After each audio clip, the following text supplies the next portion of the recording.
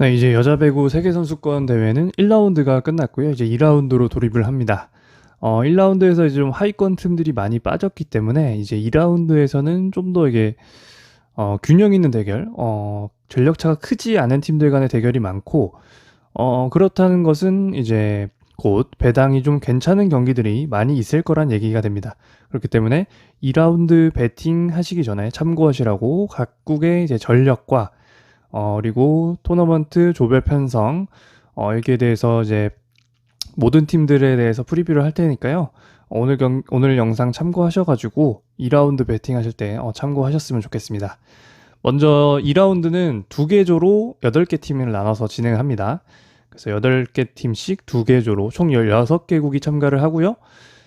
상위 이제 50% 안에만 들면은 이제 8개국 중에 4팀이 올라가서 8강부터는 토너먼트로 치르게 됩니다. 일단은 먼저 첫 번째부터 조부터 살펴보시면은 이제 이탈리아, 중국, 벨기에, 일본, 브라질, 네덜란드, 푸에르토리코, 아르헨티나 이렇게 조가 편성이 됐고요. 푸에르토리코랑 아르헨티나를 제외한 이제 6개 팀이 아마 이제 4강을 놓고 싸우지 않을까 생각됩니다. 먼저 각 팀 전력부터 가볍게 살펴볼게요. 이탈리아죠. 이탈리아는 역시 직전 VNL에서 우승을 했고요. 이번 대회 역시 강력한 우승 후보 중 하나입니다. 에이스인 이제 에고누 선수를 비롯해서 이제 피에트리니와 이제 쌍포를 이루고 있고, 공격력은 역시 그래서 뭐 최고 레벨 수준이라고 할 수 있고요. 블록 라인도 굉장히 뛰어납니다. 블로킹 능력 자체가 굉장히 뛰어나기 때문에 이탈리아는 굉장히 안정감이 있는 팀 중에 하나고요. 리베로 역시 안정적으로 수비를 잘해주고 있고, 세터가 약간 기복이 있지만 그래도 경기를 풀어가는데 크게 무리가 없기 때문에 이탈리아는 역시 이번 대회에 또 하나의 이제 우승을 차지할 수 있는 그런 멤버 구성을 갖추고 있다고 보시면 될 것 같습니다. 두 번째로는 중국 살펴볼게요. 중국은 이제 링이라는 이제 에이스 선수를 비롯해서 이제 이 링잉 선수의 짝이 조금 애매했었는데 이번 대회 왕윤루라는 선수가 좀 역할을 잘해주고 있어요. 그래서 생각보다도 더 성적이 괜찮았던 것 같고, 중국은 이제 이번 대회 전력은 사실 8강권 정도까지지 않을까 저는 그렇게 생각하고 있습니다. 이제 아무래도 에이스를 뒷받쳐줄 수 있는 이제 쌍포까지는 좀 애매하거든요. 왕윤루가. 그렇기 때문에 좀 애매하지만 역시 뭐 배구 강국이고요. 높이에서는 굉장히 좋은 모습을 보여주고 있기 때문에 8강 토너먼트까지는 무난하게 진출하지 않을까 이렇게 예상을 하고 있습니다. 다음은 이제 벨기에인데요. 벨기에는 이제 VNL 때 직전 대회였던 VNL에 참가하지 않았던 헤르보츠가 오면서 이 선수의 활약이 엄청납니다. 사실 이게 이번 대회 득점 순위인데요. 헤르보츠가 지금 1라운드에서 1위를 기록했어요. 그만큼 득점력이 미쳤고, 뭐 카메룬이나 케냐 등을 상대로도 점수를 냈지만 사실 네덜란드와 이탈리아 이런 강국을 상대로도 점수를 더 많이 기록했거든요. 그렇기 때문에 이번 대회 공격력은 엄청나다고 볼 수 있고, 사실 이 선수와 또 포함돼서 이제 반게스텔이라는 선수가 이제 반대쪽에서 활약을 해줘야 되는데 이 선수 역시 이번 대회 활약이 괜찮습니다. 그리고 이번에 또 블로킹 순위도 살펴보시면은 블로킹 순위에서 얀센 선수가 1위를 기록했어요. 그만큼 이제 센터 라인에서도 충분히 좀 경쟁력이 있지 않나 이렇게 생각을 합니다. 이번 벨기에는. 그렇기 때문에 VNL 때보다 전력이 가장 좋아진 팀 중에 저는 하나라고 보고요. VNL 때 전력이었으면은 제가 봤을 때 8강권이 좀 힘들었을 것 같은데 이번 대회는 사실 네덜란드, 중국과 함께 이제 한 자리를 놓고 싸우지 않을까. 이탈리아, 일본, 브라질은 진출이 유력한 것 같고요. 이제 나머지 한 자리를 놓고 싸우지 않을까 이렇게 예상을 합니다. 일본 같은 경우에는 중국과의 경기에서 저희 에이스인 코가 선수가 부상을 당해서 나갔어요. 그리고 다음 경기인 아르헨티나전도 출전을 하지 않았기 때문에 2라운드에 출전을 할지 안 할지는 여부를 계속 체크해 봐야 되고요. 근데 사실 이번 대회는 이제 이노우에 선수가 코가보다 거의 더 좋은 활약을 펼쳐주고 있어요. 그렇기 때문에 코가가 출전하지 않았던 브라질전도 이시카와 이 선수가 이제 22살 선수인데 정말 잘하고 있습니다. 그래서 이노우의 이시카와로 브라질을 격파하기도 했죠. 그리고 사실 수비력에서는 뭐 어느 선수가 나와도 세계 최고 레벨의 이 소비 조직력을 갖추고 있기 때문에 일본은 역시 이번 대회 역시 8강 진출을 무난할 거라고 생각을 하고요. 코가마저 돌아온다면 4강권도 충분히 노려볼 수 있지 않을까 이렇게 생각을 하고 있습니다. 참고로 이제 아까 득점 순위를 다시 한번 보면은 벨기에의 헤르보츠가 이제 1위를 기록하고 있고요. 이제 이노우에가 이제 5위를 기록하고 있어요. 96득점으로. 그만큼 이번 대회에서 이노우의 활약이 뛰어나다. 다만 이제 일본 같은 경우에는 조금 체력적인 문제가 항상 드러나는 팀이기 때문에 후반으로 갈수록 경기력이 좀 떨어지는지 안 떨어지는지 요거는 좀 체크를 해봐야 될 것 같고요. 다음은 브라질입니다. 브라질은 역시 가비라는 에이스를 보유하고 있고 키시라는 이 유망주 선수를 보유하고 있어서 이 두 선수의 역할이 상당히 중요하고요. 이제 캐롤을 필두로 한 센터 라인도 굉장히 견고한 편입니다. 그래서 중앙 득점도 많이 나오는 팀이고, 하지만 이번 대회는 좀 키시의 활약이 조금은 부족하다고 생각을 해요. 아직은 좀 경험이 많지 않은 선수이기 때문에. 그래서 브라질이 이번 대회는 조금 경기를 풀어가는데 어려움을 겪지 않았나 이렇게 생각을 합니다. 그리고 가비 역시 뭐 좋은 모습 보여주고 있지만 좀 중요하게 득점을 내줘야 되는 그런 클러치 상황에서는 조금 득점력이 약했어요, 이번 대회. 그렇기 때문에 이 두 선수가 좀 올라와줘야 브라질은 4강 결승 이렇게까지 노려볼 수 있을 것 같고요. 지금 정도의 전력이면은 결승은 좀 힘들어 보이고 4강권에서 머물지 않을까 이렇게 예상을 해봅니다. 다음은 이제 네덜란드인데요. 네덜란드는 이번에 공동 개최국이에요. 그래서 개최국으로서 이제 홈팬들의 응원도 있고 동기부여도 뭐 충분히 있다고 생각합니다. 그리고 이제 달더로베네 선수, 이 선수가 이제 에이스 선수인데 VNL 때는 출전을 거의 하지 않았어요. 그렇기 때문에 이번 대회는 좀 전력이 좋아졌다고 평가를 할 수 있고요. 달더럽과 함께 이제 바이스, 플락 이 세 선수가 그래도 유럽 정도에서는 그래도 경쟁력 있는 공격 라인이기 때문에 아까 말씀드렸지만 남은 한 자리를 놓고 벨기에와 중국 이렇게 싸우지 않을까 저는 이렇게 예상을 하고 있습니다.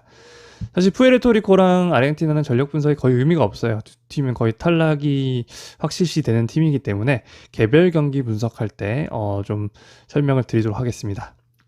이제 두 번째 조예요. 두 번째 조는 세르비아, 미국, 튀르키예, 태국, 도미니카, 폴란드, 캐나다, 독일 이렇게 편성이 되어 있고 앞선 조에 비해서 더 빡센 조입니다. 사실 앞선 조는 푸에르토리코랑 아르헨티나가 좀 깔아주는 팀이라 그러면은 이 조 같은 경우에는 물론 뭐 캐나다와 독일이 좀 어느 정도 깔아주겠지만 이 두 팀보다는 훨씬 전력이 나은 팀이기 때문에 좀 힘든 경기가 많지 않을까 이렇게 생각을 해보고요. 일단 세르비아부터 살펴보겠습니다.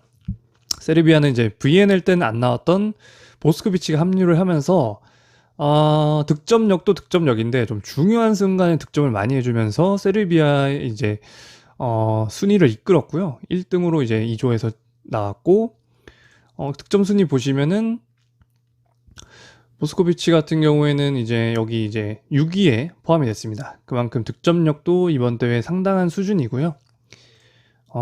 세르비아는 사실 굉장히 라인업이 탄탄합니다. 그 중앙 라인에 알렉시치, 스테바노비치, 이 미드블로커 라인 역시 세계 최고 수준이고요. 지금 로테이션으로 들어오고 있는 부사, 로조, 밀렌코비치 이 선수들도 제 역할을 해주고 있어요. 그래서 보스코비치의 조금 힘을 좀 이렇게 부담을 좀 덜어줄 수 있는 모습 보여주고 있고요. 이번 대회 뭐 강력한 우승 후보 중 한 팀이라고 생각을 합니다. 하지만 그나마 이제 유일하게 약점을 찾아보자면 세터 포지션이 조금 약점이에요. 그래서 좀 큰 경기에서 세터가 좀 불안한 모습을 보여주는 경우가 있는데 그걸 감안하더라도 세르비아는 이번 대회 아주 강력한 우승 후보 중 한 팀입니다. 다음은 미국입니다. 미국은 이제 프란티 이 선수가 사실 유망주였는데 이번 대회에서 약간 에이스로 성장 중인 그런 선수입니다. 이 선수를 많이 밀어주고 있고 사실 이 드류스 이 선수가 이제 프란티와 함께 미국 공격을 이끌고 있고요. 사실 톰슨도 포함이 됐다면은 이 세 선수가 돌아가면서 굉장히 활약을 좋았을 텐데 톰슨이 빠져 있어요. 그렇기 때문에 이 두 선수의 체력 부담감은 어느 정도 있을 것으로 보입니다. 하지만 조별리그에서는 좀 로테를 돌리면서 살살하는 모습을 보여줬는데요. 2라운드부터는 상대 팀들이 다 빡세기 때문에 아마도 체력을 비축해놨던 걸 좀 보여주지 않을까. 그래서 좀 주전급들이 많이 출전할 것 같아요. 그래서 여전히 뭐 미국은 세계 랭킹 1위고요. 당연히 결승을 언제나 노릴 수 있는 그런 팀입니다. 다음은 튀르키예인데요. 튀르키예 같은 경우는 이제 이번 대회 카라쿠르스의 활약이 굉장히 좋아요. 아까 득점 순위에 있지만 3위를 기록하고 있고요. 중요한 순간에 득점을 많이 내주면서 튀르키를 이끌고 있고 이제 한 자리 공격수 한 자리에 4인 선수 이 선수가 보강되면서 조금 안정감이 더해졌고요. 하지만 뭐 튀르키 영상에서 누누이 말씀드리지만 약간 최정상급 레벨에서는 점점 멀어져 가는 느낌이 듭니다. 그래서 가끔씩 이제 약팀에게 지기도 하고요. 이번 대회 역시 태국에게 패배를 당했죠. 그렇기 때문에 저는 8강권은 뭐 갈 수 있겠지만 그 이상은 좀 힘들지 않을까 이렇게 예상을 하고 있습니다. 다음은 태국이에요. 이제 핀피차야라는 이제 에이스 선수가 이제 득점 랭킹 상위권에 이제 위치를 해 있고요. 여기 이제 위치를 했고 완전 최상위권은 아니지만 그래도 태국은 애초에 몰빵배구라는 팀이 아니기 때문에 준수한 득점력이고요. 그리고 이제 아시안컵에서 빠졌던 이제 아차로폰도 합류를 하면서 이 두 선수가 쌍포로 태국 공격을 이끌고 있습니다. 태국은 뭐 경기 한 번만 보시면 아실 거예요. 엄청나게 템포가 빠릅니다. 그리고 굉장히 이제 그 공격 라인에 있는 선수들이 모두 한꺼번에 움직이면서 상대방 블로커들을 굉장히 혼란스럽게 하는, 그래서 어떤 루트로 공격이 들어올지가 굉장히 애매합니다. 그래서 물론 피지컬적인 약점이 있지만 이거를 상쇄시키면서 유럽 팀들과 대등한 경기를 하고 있는 그런 모습입니다. 이번 대회 역시 다음 라운드 진출을 위해서 아마 포기할 경기는 좀 포기하고 약팀과의 경기에 좀 집중하지 않을까 저는 이렇게 예상을 하고 있고요. 개인적으로 항상 이제 태국을 응원하는 팀, 좀 다른 팀들의 배구와는 다르기 때문에 굉장히 재미가 있어서 저는 항상 응원하는 팀 중에 하나입니다. 다음은 이제 도미니카인데요. 도미니카는 이제 브라이린이라는 선수, 에이스 선수가 있어요. 이 선수가 키가 2m이기 때문에 블로커 위에서 때릴 수 있는 그런 선수 중 한 명이죠. 이 선수를 필두로 해서 이제 용카이라, 곤잘레즈 선수, 이 3인방 공격수가 좋은 활약을 펼치는 그런 팀이에요. 특히나 이번 대회는 이 곤잘레즈 선수가 활약이 굉장히 좋습니다. 곤잘레즈 선수가 이제 득점 상위권 7위에 위치를 해 있고요. 이 선수가 이제 득점을 잘 해주면서 다른 이제 브라이린이나 이런 선수들이 좀 부담감이 많이 덜어졌고, 센터라인도 좋습니다. 지네이리를 필두로 해서 굉장히 높이가 좋은 팀이에요. 기본적으로 도미니카는. 그리고 사실 수비는 좀 불안한 감이 있었는데 리베로가 주전 선수가 이번에 복귀를 하면서 수비도 안정감이 좋습니다. 그리고 이 선수가 사실 그 토스도 굉장히 안정적으로 올려주는 선수예요. 그래서 여자 배구는 사실 리베로 역할이 생각보다 중요합니다. 아무래도 여자 배구, 남자 배구에 비해서 랠리가 길고, 그리고 수비를 해야 되는 상황이 많이 펼쳐지고, 그리고 수비하는 선수들도 이제 토스를 올려야 되는 상황이 많이 일어나요. 그렇기 때문에 이 주전 리베로 이 선수의 복귀는 상당히 전력에 도움이 되고요. 특히나 또 도미니카 경기에서도 여러 번 설명을 드렸지만 영상에서 이번 대회는 집중력이 진짜 다릅니다. 사실 전력은 굉장히 좋은 팀인데 좀 정신력, 집중력이 좀 약한 팀 중에 하나예요, 도미니카는. 그래서 직전 대회도 그랬었고 좀 약팀에게도 많이 지고 좀 집중력이 많이 떨어지는 모습을 보여줬었는데, 이번 대회는 진짜 좀 경기력이, 제가 여러 번 시청을 했는데 좀 다른 것 같아요. 그래서 개인적으로 이번 대회 도미니카도 8강 진출을 예상하고 있습니다. 다음은 이제 폴란드예요. 이제 네덜란드와 함께 공동 개최국이고요. 이제 스티샥 선수, 에이스 이 선수가 VNL 때는 출전하지 않았는데 복귀를 했고, 스티샥 선수는 이번에 2등을 했습니다. 득점에 헤르보츠에 이어서 2등을 했기 때문에 거의 몰빵 배구라고 보시면 될 것 같아요. 벨기에나 폴란드는 이 두 선수에게 많이 의존하는 그런 팀이라고 보시면 됩니다.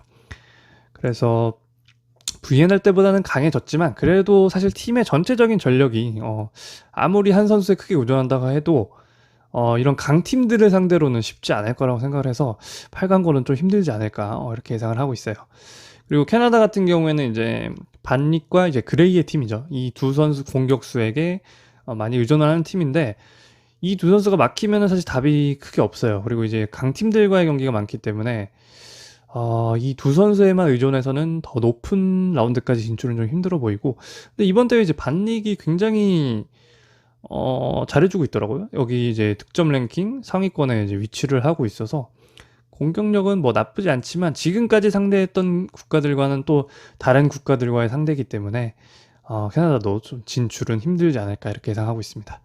독일 역시 이번 대회 그렇게 포스가 있는 모습은 아니에요. 이제 오르트만, 알스마이어, 스티그롯 이 세 명의 선수를 중심으로 하는 팀인데 피지컬 자체는 굉장히 좋습니다. 그래서 언제든지 좀 이변을 한 번쯤은 만들어낼 수 있는 팀이고요. 하지만 역시 좀 애매한 전력입니다. 그래서 캐나다, 독일, 폴란드는 좀 진출이 어렵지 않을까 저는 이렇게 예상을 하고 있고 세르비아, 미국, 도미니카는 전 진출을 예상하고요. 남은 한 자리를 태국과 튀르키예가 경쟁하지 않을까 이렇게 예상을 하고 있습니다. 개인적으로는 태국이 올라갔으면 하는 그런 바람을 가지고 있고요. 다시 득점 랭킹 한 번만 1위부터 10위까지만 좀 정리를 해드릴게요. 1위는 이제 벨기에 헤르보츠, 2위에는 폴란드의 스티샥, 3위는 튀르키예의 카라쿠르시고요. 4등은 중국의 링잉, 그리고 5등은 일본의 이노우에, 6등은 세르비아의 보스코비치, 7위는 도미니카의 곤잘레즈, 8위는 이탈리아의 에고누, 그리고 9위는 브라질의 가비고요. 10등이 캐나다의 반닉 선수입니다. 이 정도가 이제 주요 득점력 있는 선수라고 보시면 될 것 같고요. 이제 내일부터 경기가 시작되기 때문에 이 영상으로 대충 팀의 전력이 어떤가 이렇게 좀 머릿속에 그려보시면 좋을 것 같고 이제 내일부터는 좋아 보이는 경기가 있으면은 개별 경기로 해서 전력 분석 영상 올리도록 하겠습니다.